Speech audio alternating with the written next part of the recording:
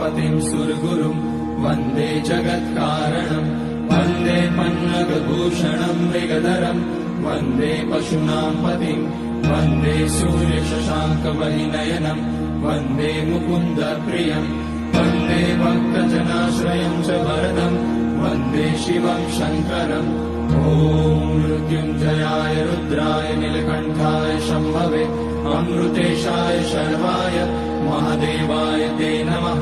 नमस्तेऽस्तु भगवन् विश्वेश्वराय महादेवाय त्र्यम्बकाय त्रिपुरान्तकाय त्रिकाग्निकालाय कालाग्निरुद्राय नीलकण्ठाय मृत्युञ्जयाय सर्वेश्वराय सदाशिवाय श्रीमान् महादेवाय नमः।